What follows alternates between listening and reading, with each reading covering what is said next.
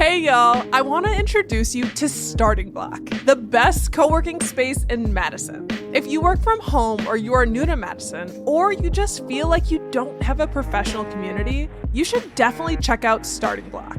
Many of you may know Starting Block as Madison's startup hub, but it's a lot more than that. They're constantly hosting networking and professional events for the community, and their co-working membership rates are super competitive. So if you're tired of working from home or you want to build your professional community, check out Starting Block at startingblockmadison.org. And that's startingblockmadison.org.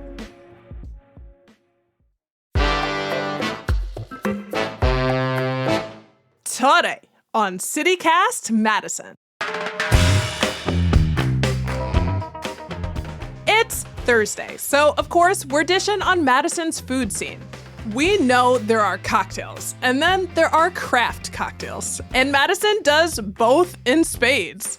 We've got a heavyweight class craft cocktail scene and talented bartenders who regularly rank in national competitions. So to help you make the most of this scene, we're bringing you our guide to some of Madison's hottest new and tried and true spots to get your fancy booze on.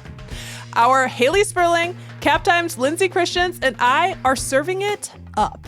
It's Thursday, November 14th. I'm Bianca Martin, and here's what Madison's talking about.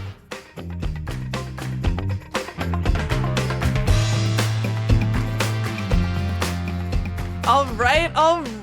We've got an exciting conversation. We are talking about one of our collective three favorites. Let's first say hello. We're here with Haley Sperling, the executive producer of CityCast Madison. What's good? Hello. I'm so excited to talk about all these cocktails. It's going to be so fun. Yes, and we're here with our friend Lindsay Christians, hello. Editor at the Cap. Hi, girl. I'm really stoked. We're so excited. So we're a cocktail city, Madison, Wisconsin. And honestly, it's not new. This is a thing that's been here for a little over a decade for sure. Of course, people had cocktails before, but there was a moment where it exploded. Back in the yesteryear of the 2010s, there was a movement toward craft cocktails that swept Madison. And for those of us who are here to see it, it took downtown and now it's evolved to what we have today. So Lindsay, can you tell us about the origins of that momentous start and roughly when cocktail fever hit Madison? Yeah, so I started covering food and drink in Madison a little bit starting in 2009 or so.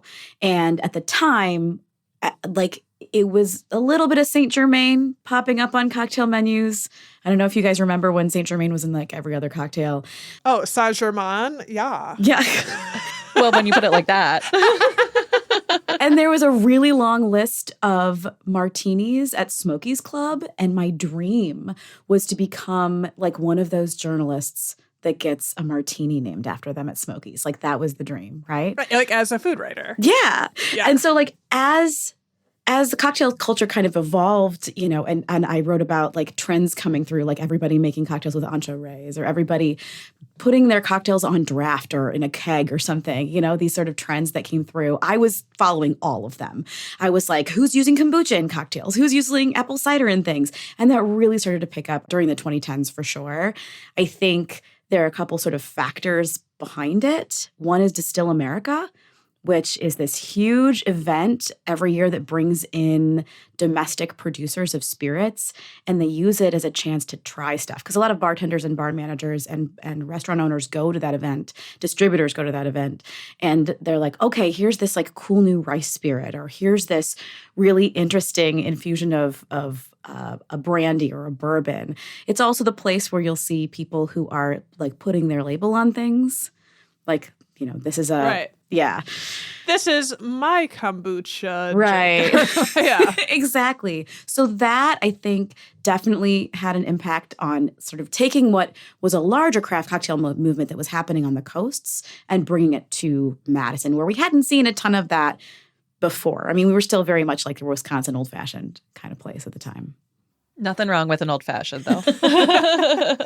Yeah, I feel I remember this moment so distinctly because I ended up somehow with my close fancy friend had a job at Merchant, and then I ended up being like, "Can I be a craft cocktail waitress?" And there were journalists and people covering the scene, coming in and taking photos of the fancy spirits and like hearing about all of the concoctions and all of the fancy components. What were those spots that really like popped it off in the people? Yeah, I think in Madison, you're looking at the early 2010s, right? You're looking at Nostrano, which is where Chad Vogel was when I first met him. Chad Vogel now owns Robin Room. He's a partner in Mint Mark and the Muskie. So definitely has a very strong presence across the city. Also, you had the Underground Food Collective at the time, which I think is important to note. Hastings Cameron, who now has Imaginary Factory, was getting his start there with the Underground Food Collective. We had Heritage Tavern open in 2013. Grant Hurlis was over there behind that bar doing some really fun stuff. I think when you mentioned Merchant was definitely a place where a lot of experimentation and innovation was happening. They would do stuff with the menus that J.R. Mokanu, who was there, is even doing now at Public Parking, where it has like themes and a certain kind of aesthetic.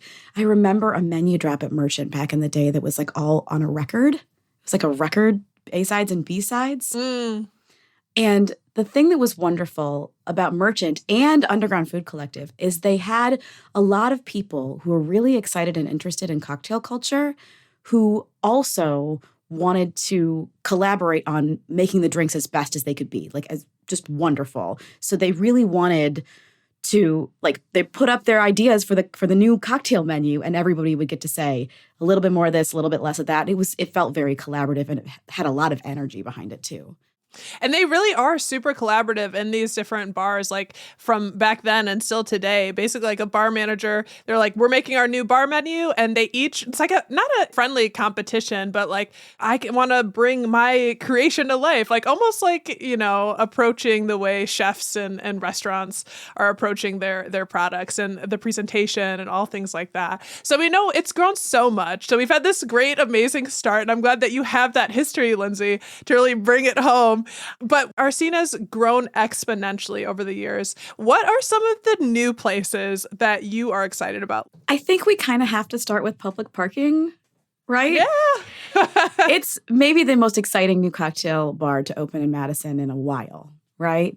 And the thing that I love about Public Parking, I love several things about it, but one of them is that they are doing things with cocktails that sort of, not only do they push the boundaries of the kind of cocktail I might normally have with things like tea or savory ingredients or like infusions, they're using techniques that I'm never going to use at home, because I think if I learned anything about cocktails during the pandemic, it's that like I could make my own orgeat and I can make my own like really cool syrups, but you end up with like a cup of it at least, and your cocktail needs like 2 teaspoons. And you're like, okay, well, what this is a cool cocktail that I made, and now I have to have 50 of them? Like, no. It doesn't, cocktail culture in that way does not like translate well to home. So I think that Public Parking is a great example of the kind of bars that JR has worked at in Austin and in other places. The influences from Seattle and from New York and, other places where the cocktail culture is pretty well established.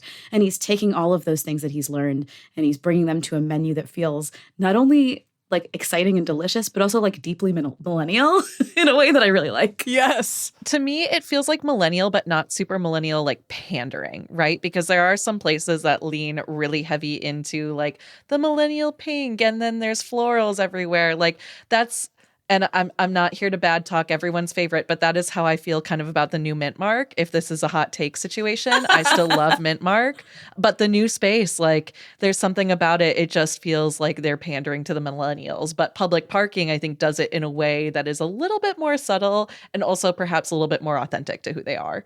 Yeah. Hot takes. I'm just like, I walk into Minmark and I'm like, I'm in the 70s, 80s, and I need like a cool red convertible and be in Miami. And just like I like the colors in there. It's like a salmon and green. But I hear what you're saying. They got you then. They got you. They, you know what? They straight up have my favorite colors in that place. And it's like a bunch of, it's like tropical plant vibes. But I hear what you're saying.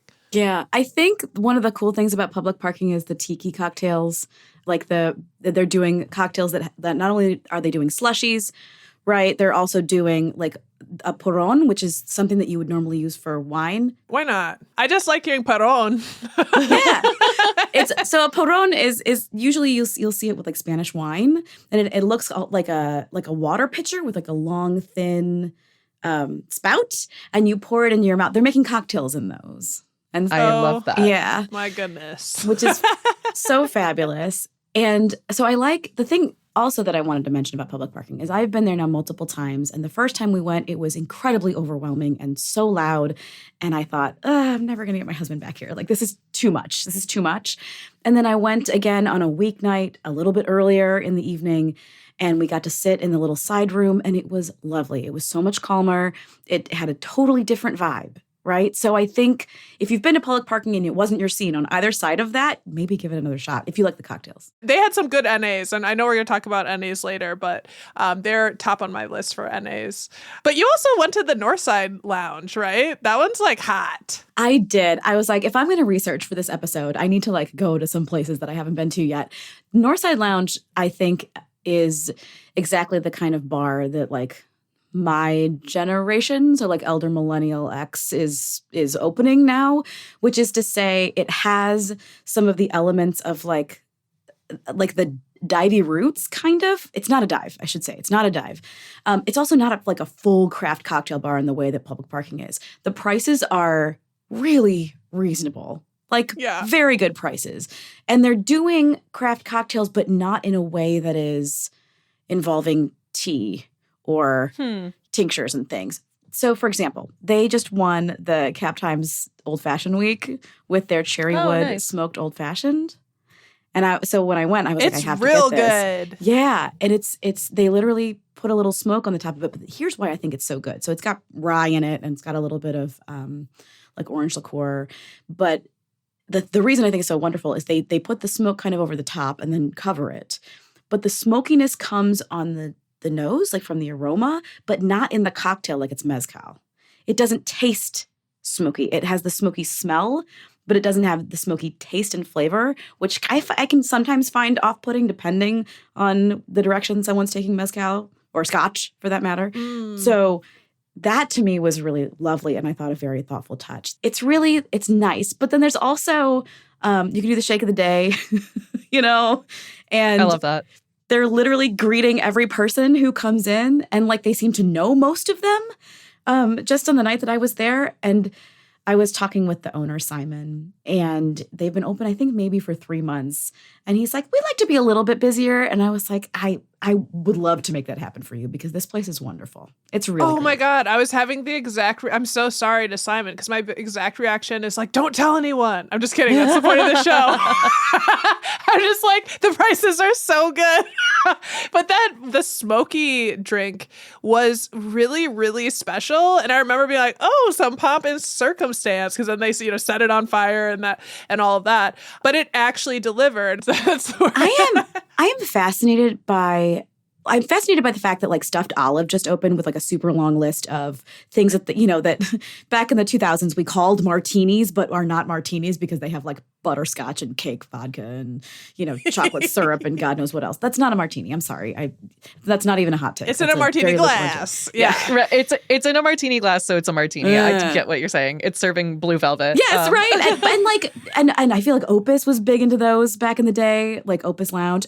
I really think like having Stuffed Olive open now in like 2024, it feels like such a throwback. And like maybe that's what they're going for, is like this is something from 20 years ago that like you're nostalgic for.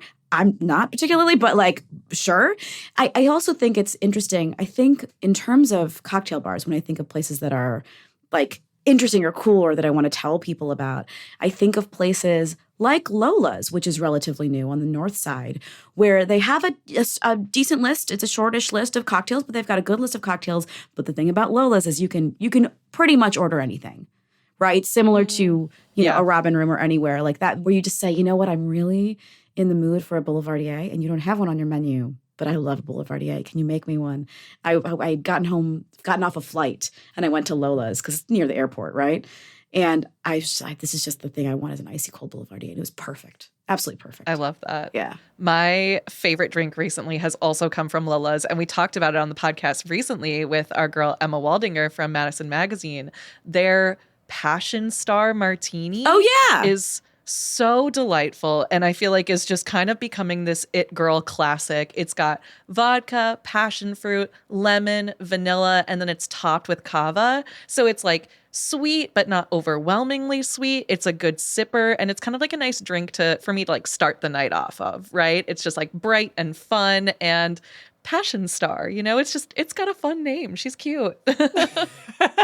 I love it. Okay, so we've talked about some new spots. Before we get into more of our cocktail hour, let's take a quick break.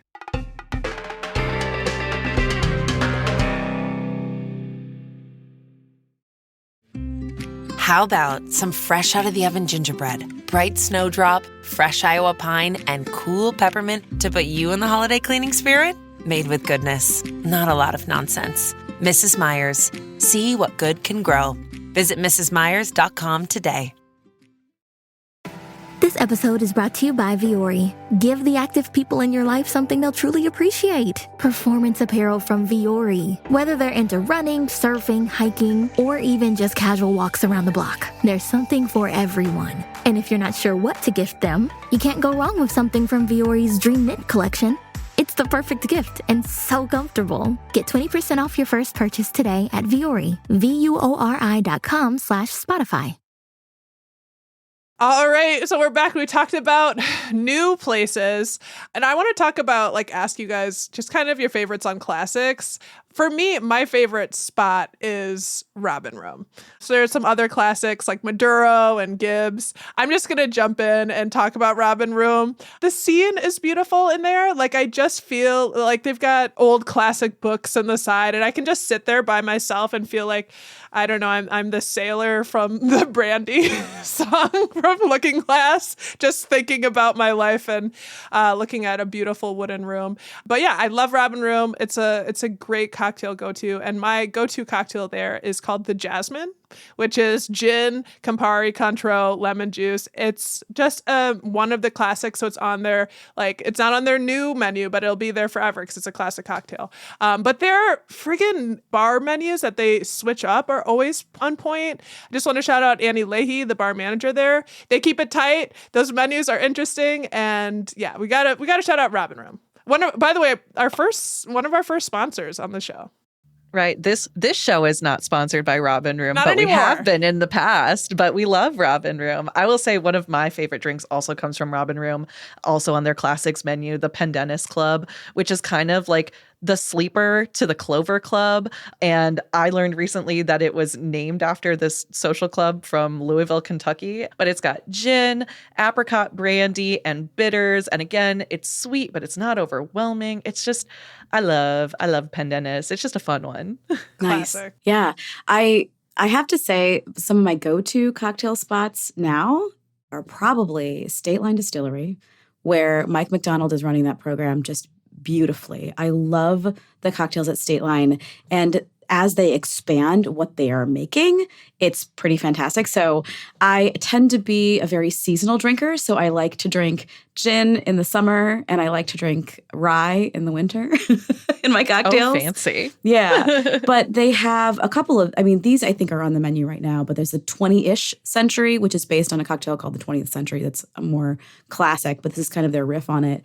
And it's their London Dry Gin, which I think is the best cocktailing gin that they make, better than the American. It's a little bit higher proof. It has a little bit more citrus in it, but it's gin and vodka in this because it's kind of a martini style. Coqui Rosa, which is a vermouth, a little bit of berry meritage tea, which is just like a lovely little bit of berry tea, and Scrappy's chocolate bitters. It's so good.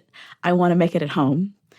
And I feel like they build their cocktails in such a way that you really get to get the influence of their spirits and why they make a difference. And I would say the same is true of the cocktails at Settle Down Tavern downtown. It's kind of a cluster. So it's Settle Down Tavern, Oz by Oz over there on King Street. And then they also have Turnkey Supper Club on East Wash. And that is one of the places I think you can find some of the most interesting cocktails in Madison, along with Imaginary Factory, which we can talk about too. But just savory components in cocktails, things like celery juice.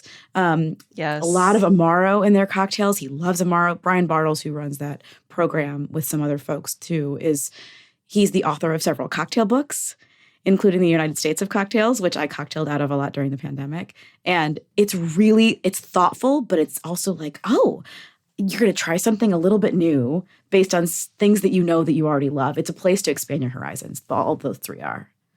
Ugh, I love it. We had to say those. Those are on our list.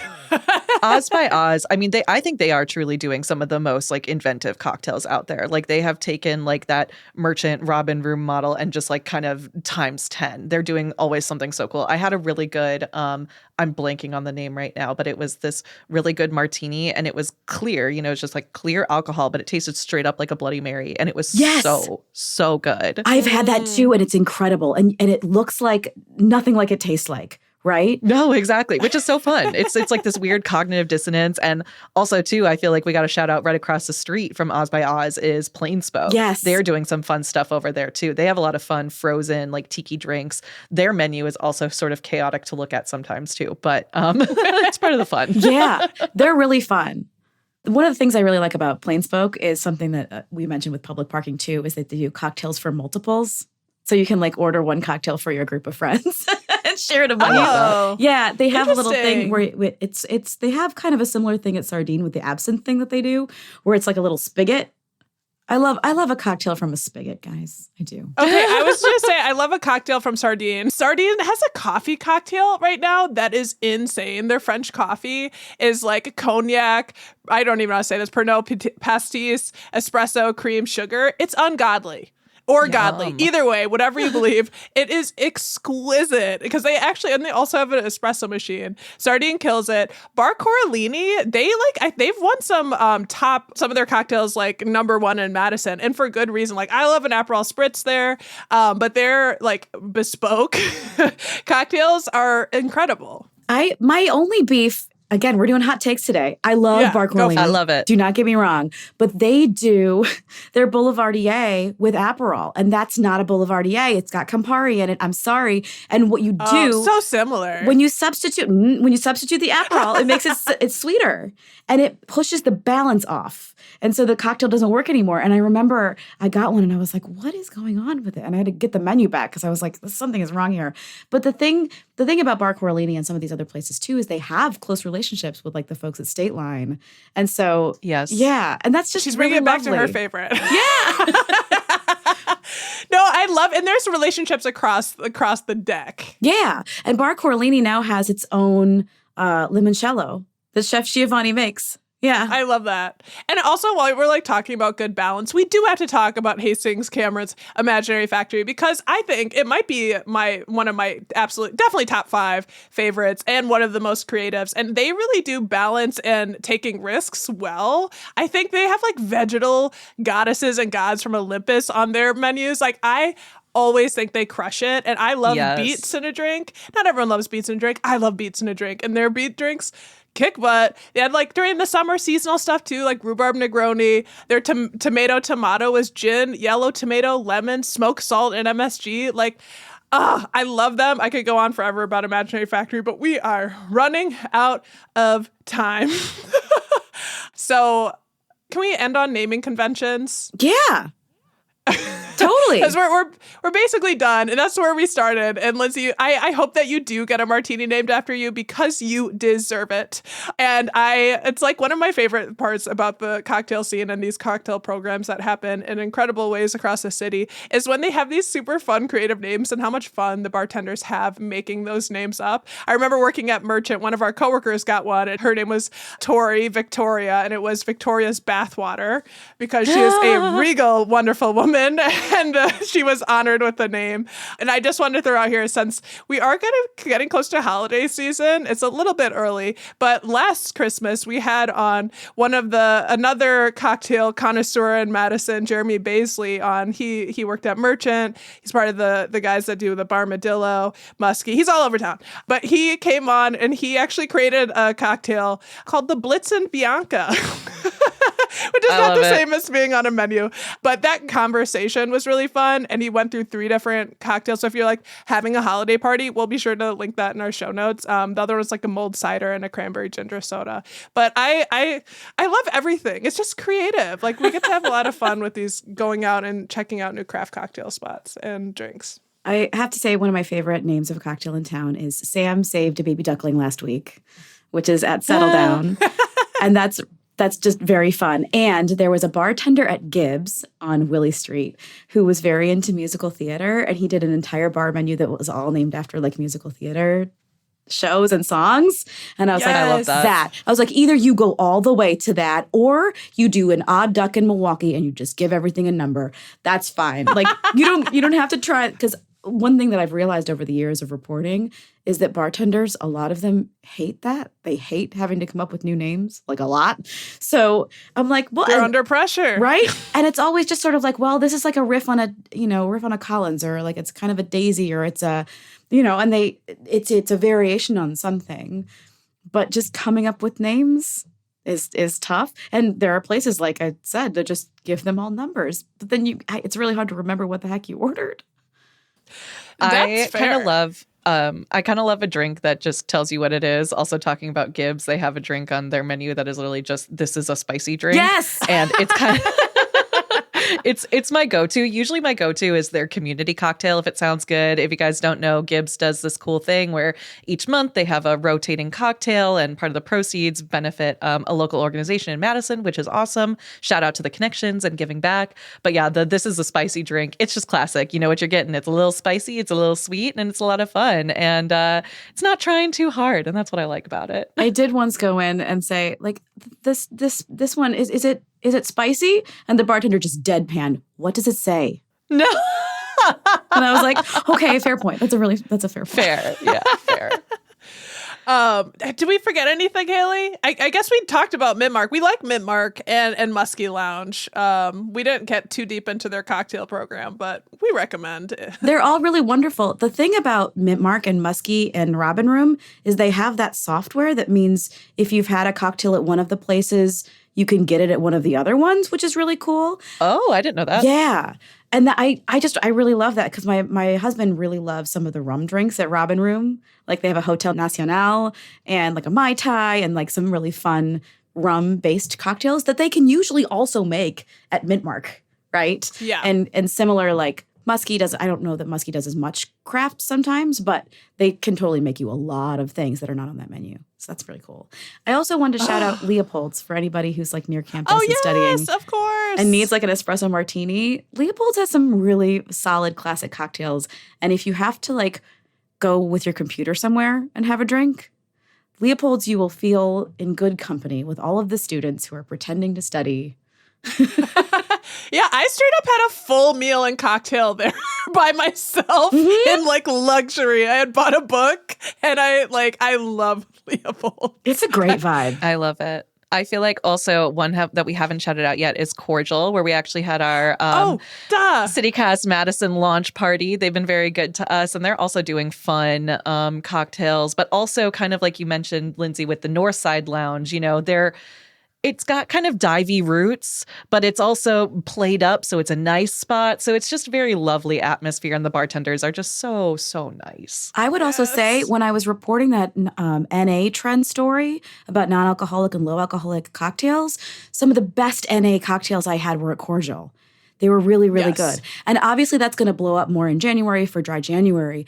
But Mike at State Line was like, I really wanted to push myself, too, to make NA cocktails that are more than just fancy lemonade. Because a lot of times you get like a fancy lemonade. And I think we're seeing, like, Mintmark's got some good NA stuff on the list. Public Parking's slaps. Like they're also charging $9 for them, because it's like, this is a cocktail. Like it doesn't have liquor in it, but it has all of these other high-end ingredients. Red, the sushi bar Red, has great NA stuff on their list. Kind of a surprise, but they're very good. Oh, well, they're co-owners with Public Parking, right? Yeah. Yeah, Sushi? Jack, yep. Yeah, yeah. Okay, well, what we know here is we all love cocktails. Madison loves cocktails. The Renaissance has not ended. It's only just begun. And this is such hopefully a lovely intro to you, or if you've already been a part of the cocktail scene, that you've heard different takes and different places to check out. We got some new spots. Lindsay Christians, thank you so much. Thank you. This is so fun. And Haley Sperling. Yes, we're going to need to do round 2 of this because there's so much more. So much more. Maybe round 3 and 4 too. Yeah, yes. With drinks in hand.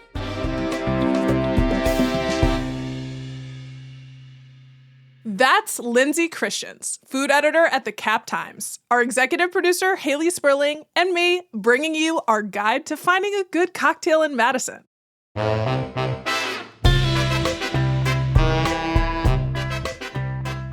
That's all for today here on CityCast Madison. I'm Bianca Martin. If you enjoyed the show, why don't you share this episode with your friend who knows spirits? You know, the type of person who has opinions on the use of Aperol over Campari. We'll be back tomorrow morning with more stories from around the city. Until then, shake it off and shake it out.